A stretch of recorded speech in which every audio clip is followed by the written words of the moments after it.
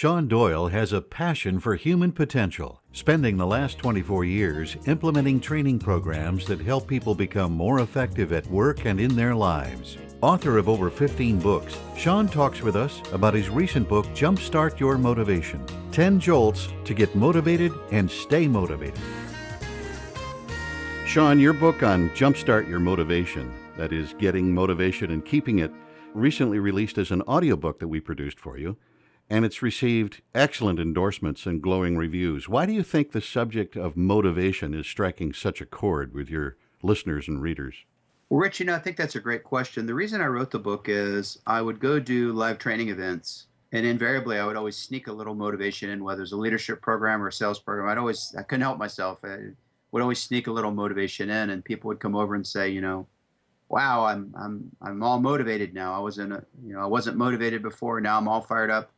I was in a rut and now I'm not. And it got me to thinking that, how do we get people to get motivated, but perhaps more importantly, stay motivated? So I try to identify 10 key concepts, 10 jolts, 10 sparks, whatever you want to call it. But I want to try to identify 10 jolts to help people not just get motivated, because I think that's kind of a short-term strategy, but 10 jolts to stay motivated. They can be long-term practices. So I think that's what's resonating with people is, okay, you're giving me 10 techniques that I can start using tomorrow.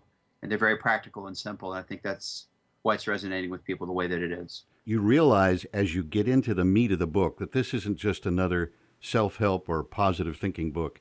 You outline those, as you say, those very specific jolts or foundational principles for getting motivated.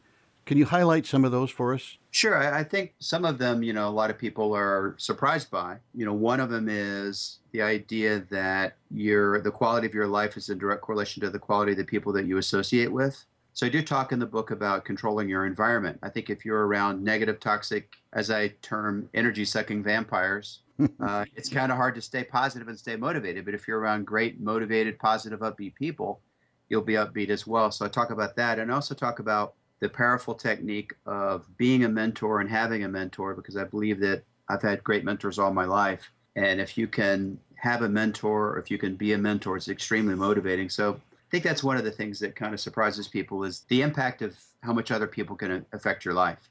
It seems to me that a lot of these principles are not talked about in business school. Am I wrong there? Or is that why you have become so popular as a motivating speaker?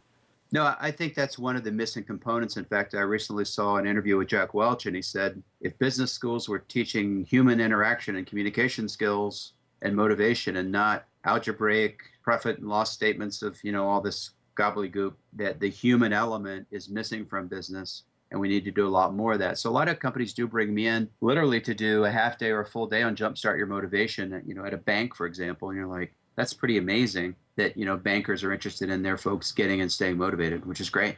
There are a lot of books out today on living a purpose-driven life, and they're very, very popular because, again, that's another subject that's not covered in our formal education. Talk about how important purpose is to getting motivated and staying motivated.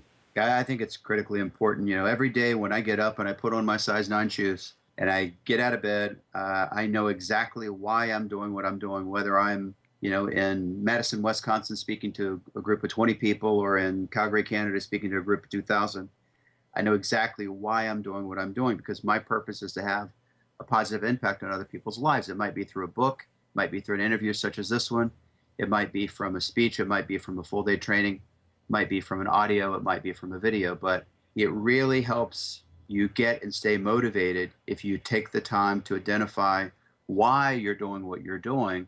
And also it helps you identify the things you really shouldn't be doing and spending your time on because they don't really matter as much. So I think identifying your purpose is kind of like putting the kindling under the wood before you light a campfire. So you get that fire really going, because I find that people that know what their purpose is and are very clear and can articulate that are tremendously motivated, energetic people.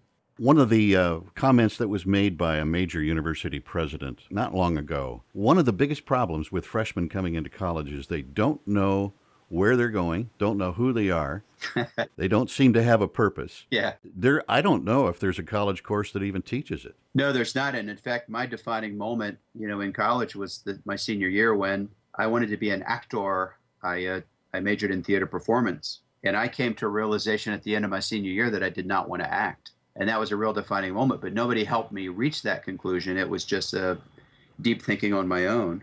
And so I think there is a missing component at the educational level. We'll teach people about topics and how to do this and how to do that, but there's never really, in my opinion, any guidance about, you need to start thinking about what you want your life to be about and what your life stands for. And the way I define purpose is, why are you here on the planet? That's a really deep question.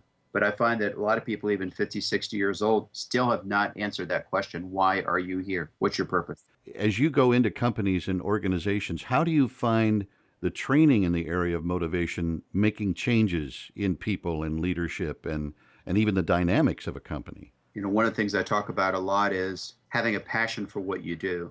And I think when corporations unleash passion in employees, build morale and develop their folks and spend time investing in them, what happens is sales increases, morale goes up, customer service interaction is better, customer service scores improve. You call any company, any call center, and you either get the person's like, hello, may I help you, thank you for calling, and they sound like they're nearly dead. Or you get that person in a call center is like, hi, how are you today? And you're like, wow, I want to deal with you. I want to buy your products. I want to continue working with you, because you have energy and passion. So I always say that, you have to have a passion for what you do. And if you don't, get out and go do something you do have a passion for, because, man, life is way too short to sit around and be miserable. And the other thing is you make everybody else miserable, and the company ends up losing money, time, effort, energy, employees. I mean, there's such a huge impact. I mean, when we look at champions of service like Amazon and Zappos, they talk a lot about passion and enjoying what and loving what you do. I talked to a really sweet woman one night at Amazon because I had lost my Kindle on a plane, and I was mourning the loss of my Kindle Fire. And she was mourning right along with me, and she was so passionate and so committed and so friendly and so personable. I literally, an hour later, Rich, went back on Amazon and ordered another Kindle Fire, not from a retailer, but directly from Amazon, solely because of her passion and her empathy on the phone. As you talk to people, employees, and companies, how is the subject of motivation received? There are sometimes I meet people on planes or people in live sessions who say, well, all this motivation stuff, just it's smoke and mirrors. It's just just soft and fuzzy. It really doesn't have any impact on the world at large. And I asked 3 questions, and my 3 questions are: if you want to have a best friend, do you want a best friend who's motivated, energetic, and passionate, or not? And they go, well, of course, I want a best friend who's motivated, energetic, and passionate. And I say, well, in your love life, do you want a partner who's energetic, passionate, motivated? Well, absolutely. Well, how about an employee of your company? Do you want? Oh, absolutely. So really, in all 3 areas, whether it's friendship, love, or work, everybody says we want that person. So I really believe when we look at all the statistics and information out there and research, that people who are passionate and motivated and energetic, you win in every area of your life, whether it's in love, whether it's in your social life, whether it's financially, whether it's at work in your career, because people want to be around people like that. People that are positive and upbeat become magnets, and they attract people to them. I have people call me all the time with opportunities, and they find me different ways, but they want to be around somebody who's positive and upbeat and energetic and has good things to say. Have you gotten feedback from people after being in your training sessions or reading the book? Any stories you can share without necessarily having to reveal identities? Yeah, I'm very pleased because, almost every week, Rich, I'm very humbled that I do get an email or a phone call from someone saying, you don't know me. I got one about a month ago from a woman. She said, I'm a mom. I have 7 children. I work. My husband works. I've been reading your book on the train every morning. And I hope God blesses you. She was just on and on and on and on and on because you've truly made a big difference in my life. And, whenever anybody emails me like that, I always make sure to write them back and thank them humbly from the bottom of my heart for letting me know that I made a difference in their life. Because I guess if I get one email, there's probably 100 other people that didn't have time to email me and say this changed my life. But it's so gratifying because I think the action plan at the end of each section allows people to not just read it, but actually do something with it and take action that's specific and tangible. I get letters and cards and emails and phone calls literally almost every week saying that this book is having a big impact on their life. And I'm so pleased with that because it's serving my purpose. Jumpstart Your Motivation by Shawn Doyle is now available at Audible, Amazon, and iTunes.